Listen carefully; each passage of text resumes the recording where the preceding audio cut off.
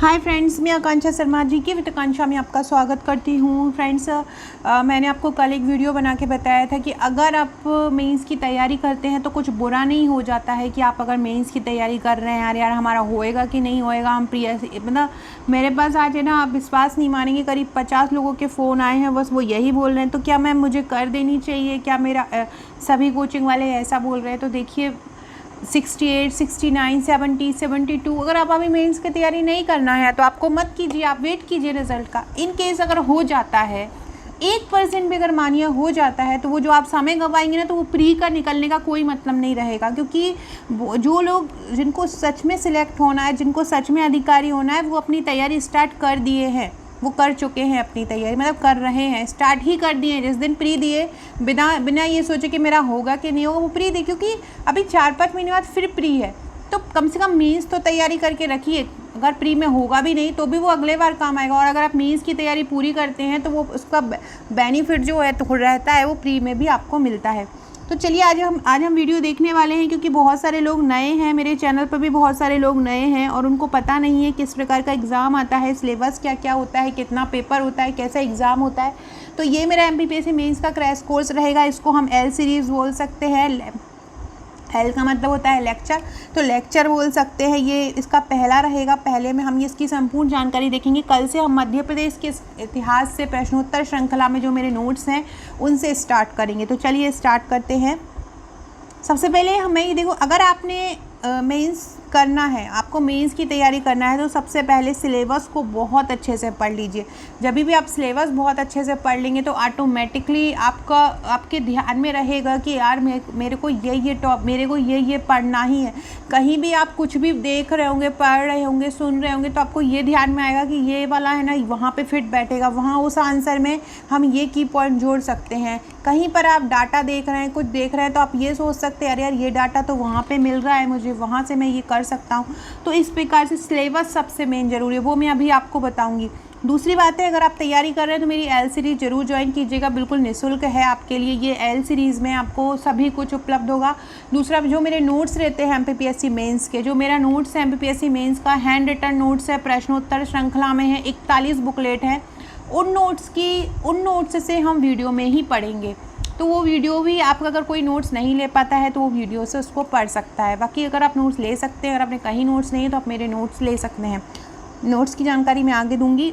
इसके अलावा 3 नंबर के जो प्रश्न हैं, किस प्रकार से क्वेश्चन आते हैं, वो हम आगे पढ़ने वाले हैं। 3 नंबर पे आपको मेन फोकस करना है। 3 नंबर पे मेन फोकस करना है। 3 नंबर की मैं एक प्रश्न बैंक भी बनाने वाली हूँ, लगभग 2 से 3 हज़ार प्रश्नों की। उसमें 3 नंबर रहेगा। अभी जो मेरा मेंस का पैकेज है उसमें आपको 12 बुकलेट 3 नंबर की मिलती हैं। उसमें आपको 3600 प्रश्न मिलते हैं। हर बुकलेट में 300 प्रश्न हैं और टोटल 12 बुकलेट हैं। 3600 प्रश्न आपको मिलते हैं सब्जेक्ट वाइज। स्वास्थ्य के अलग 300, प्राचीन इतिहास के अलग 300, मध्यकालीन के अलग, मतलब 300 नंबर का एक कलेक्शन आपको मिल जाता है। 3 नंबर का एक कलेक्शन आपको मिल जाता है मेरे नोट्स के साथ। साथ में आपको एक ग्रुप भी दिया जाता है, वहाँ भी आप उसकी तैयारी कराई जाती है। अब हम पढ़ते हैं कि किस प्रकार से पेपर होते हैं, वो देख लीजिए। मुख्य परीक्षा अगर आप देते हैं तो सबसे पहले ध्यान रखिए, कुल 6 प्रश्न पत्र होते हैं। छुट्टी नहीं होती है। छुट्टी से मतलब जैसे कि आप ग्रेजुएशन में एग्ज़ाम देते हैं, एक दिन पेपर हो गया, फिर 10 दिन बाद अगला, अगर ऐसा पेपर होने लगे तो वो सब लोग बहुत ही अच्छा करके आएंगे। यहाँ गैप नहीं होता है, रोज़ पेपर होते हैं। 6 दिन के 6 दिन रोज़ पेपर होते हैं। आपको पेपर देना रहता है। कितना घंटे का होता है सब मैं बताने वाली हूँ। सभी प्रश्न अनिवार्य होते हैं। प्री जैसा नहीं होता है कि एक में 40 नंबर ही लाना है, या UPSC में जो ऑप्शनल पेपर होते हैं वो अनिवार्य, तो ऐसा नहीं होता है। या सभी के लिए एक जैसा पेपर होता है, सभी प्रश्न अनिवार्य होते हैं। प्रथम प्रश्न पत्र जो होता है सामान्य अध्ययन का होता है। सामान्य अध्ययन प्रथम का जो प्रथम प्रश्न पत्र होता है, जो प्रथम प्रश्न पत्र होता है उसमें 2 विषय आते हैं। एक होता है इतिहास और एक होता है भूगोल। ये इतिहास और भूगोल भी 5-5 यूनिटों में डिवाइड होता है। मतलब टोटल आपको जो प्रथम प्रश्न पत्र है उसमें से टोटल आपको 10 यूनिट करनी रहती है। इसकी जो अवधि देखी जाए तो प्रथम प्रश्न पत्र की अवधि 3 घंटे की रहती है। 3 घंटे में आपको निपटाना रहता है पूरा पेपर, जिसमें से 1.5 घंटे आपको पार्ट A के लिए मिलते हैं, इतिहास के लिए, और 1-1.5 घंटे आपको भूगोल के लिए मिलता है। पूर्णांक इसमें 300 नंबर का पेपर होता है पूरा, माध्यम हिंदी या इंग्लिश जो भी आप चुन सकते हो। 3 घंटे का पेपर होता है, 150-150 में ये डिवाइड होता है। उसके बाद है द्वितीय प्रश्न पत्र। द्वितीय प्रश्न पत्र में राजनीति, अर्थशास्त्र और समाजशास्त्र मिले होते हैं। दूसरे प्रश्न पत्र में कौन कौन मिले होते हैं? राजनीति, अर्थशास्त्र और समाजशास्त्र, ये तीनों मिलके सेकेंड पेपर बनता है। ये भी 3 घंटे का होता है और ये भी 300 नंबर का होता है। हिंदी अंग्रेजी दोनों माध्यम में होता है। तीसरा प्रश्न पत्र जो होता है विज्ञान तकनीकी का होता है। इस विज्ञान तकनीकी में विज्ञान प्रौद्योगिकी के साथ साथ आपको भौतिकी, रसायन, जीव विज्ञान, गणित, पर्यावरण, ये सभी, भूगर्भ शास्त्र, ये सभी चीज़ें इस विज्ञान तकनीकी में शामिल होती हैं। ये भी 3 घंटे का पेपर होता है और ये पहले 2 पार्ट्स में बटा हुआ रहता था, लेकिन इस जो अभी नया सिलेबस आया है उसमें केवल ये विज्ञान तकनीकी का एक ही पेपर होता है 300 नंबर का। ये भी हिंदी अंग्रेजी दोनों माध्यम में होता है। इसके बाद चौथा प्रश्न पत्र होता है दर्शन शास्त्र, मनोविज्ञान और लोक प्रशासन का। ये भी 3 घंटे का होता है। ये 200 नंबर का होता है और हिंदी अंग्रेजी दोनों माध्यम में होता है। पांचवा प्रश्न पत्र हिंदी एवं व्याकरण का होता है। ये 3 घंटे का होता है और इसमें 200 नंबर का रहता है। छठे प्रश्न पत्र निबंध और प्रारूप लेखन का होता है। प्रारूप लेखन में आपका परिपत्र आ जाता है, प्रतिवेदन आ जाता है, शासकीय अशासकीय पत्र आ जाते हैं और ये सभी कार्यालयीन पत्र आ जाते हैं। तो ये सभी सिलेबस में दिया हुआ है, डीप में अभी हम पढ़ने वाले हैं। तो वो ये तो 2 घंटे का होता है, 100 नंबर का पेपर होता है हिंदी का। और इंटरव्यू को लास्ट में जब आप इनमें सब कर लेते तो एक इंटरव्यू होता है 175 अंक का।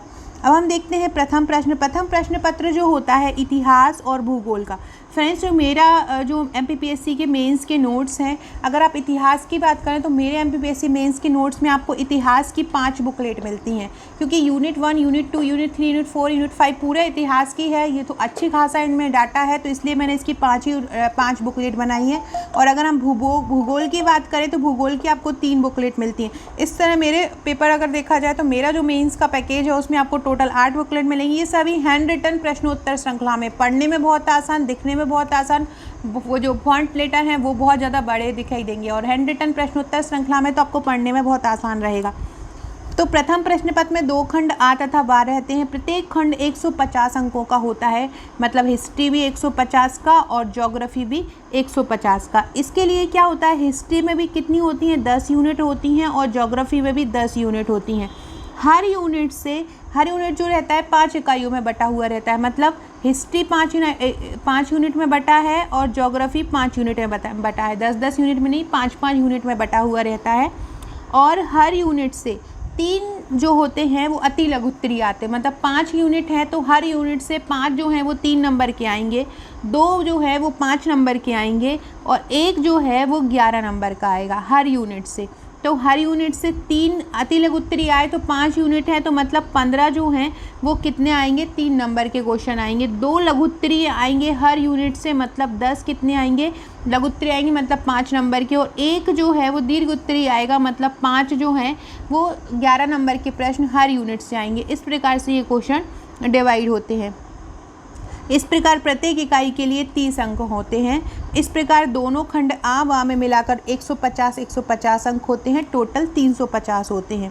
अति लघु उत्तरीय जो 3 नंबर की प्रश्न की सीमा है वो 10 शब्द होती है और लघु उत्तरीय की सीमा जो होती है वो 50 शब्द होती है और दीर्घ उत्तरीय की जो सीमा होती है वो 200 शब्द होती है। इसी प्रकार सामान्य अध्ययन के हम ये दूसरे पत्र की बात करें तो दूसरा का भी ऐसा ही होता है, इसी प्रकार से ये बटा हुआ रहता है। तीसरे प्रश्न पत्र की बात करें तो तीसरे प्रश्न पत्र जो रहता है वो पूरा 10 यूनिटों में डिवाइड होता है। जैसे कि वहाँ पे भाग कर देते हैं, तीसरे में भाग नहीं किया जाता है। यहाँ भी प्रत्येक प्रश्न इकाई से 3 नंबर के प्रश्न, 2 नंबर के और जो 11 नंबर के प्रश्न लिए जाते हैं। प्रत्येक प्रश्न के लिए 3 अंक, 5 अंक और 11 नंबर दिए जाते हैं और इस प्रकार इसकी हर इकाई से कुल 30 नंबर के प्रश्न होते हैं। कुल 300 अंकों का ये प्रश्न पत्र होता है। अगर इसकी शब्द सीमा की बात की जाए तो 5 नंबर में 50 शब्द, 11 नंबर में 200 शब्द और जो 3 नंबर में है वो 10 शब्द में दिए जाते हैं। चौथा जो प्रश्न पत्र होता है वो दर्शन शास्त्र का होता है। दर्शन शास्त्र भी 5 इकाइयों में बटा होता है और चौथी इकाई तक, प्रत्येक इकाई में अगर चौथी इकाई तक देखें, 5वीं इकाई जो होती है केस स्टडी की होती है।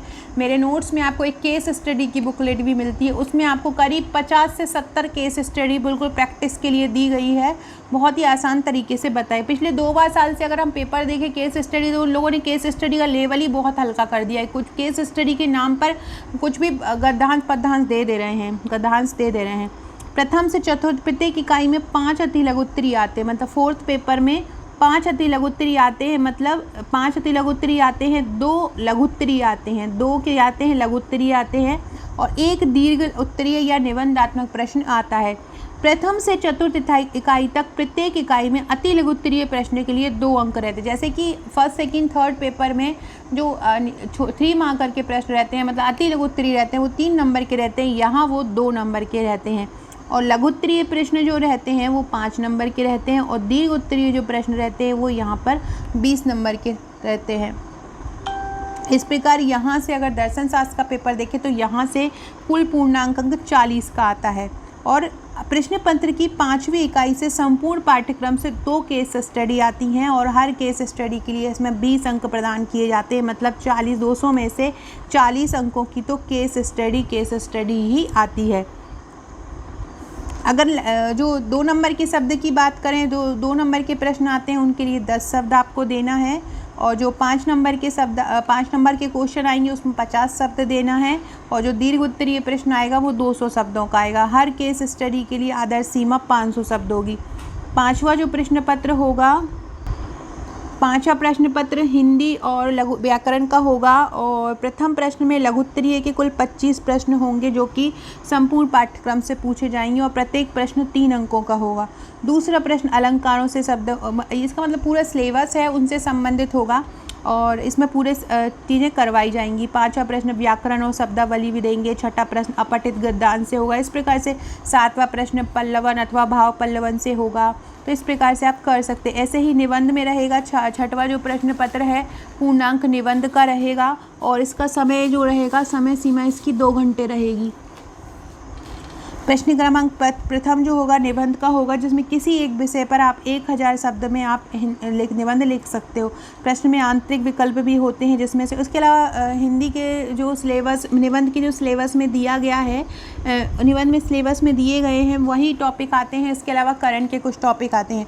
तो इस प्रकार से ये आता है। इतिहास का अगर देखें तो इस प्रकार से सिलेबस होता है। जैसे कि यूनिट 1 देखें तो भारतीय इतिहास की राजनीतिक आर्थिक स्थिति, इकाई 2 में फिर 11वीं से 18वीं सदी मुगल रहते हैं। इकाई 3 में ब्रिटिश उपनिवेश के प्रति भारतीयों की प्रतिक्रिया, फिर इकाई 4 में मध्य प्रदेश में स्वतंत्रता आंदोलन मध्य प्रदेश की। मैंने बताया ना मेरे नोट्स में 5 यूनिट की 5 बुकलेट आती हैं, तो ये अलग अलग 5 यूनिट इसी प्रकार से आती हैं। मध्य प्रदेश की प्रमुख रियासतें और वर्तमान मध्य प्रदेश के भौगोलिक संदर्भ में, तो इस प्रकार के क्वेश्चन पूछे जाते हैं।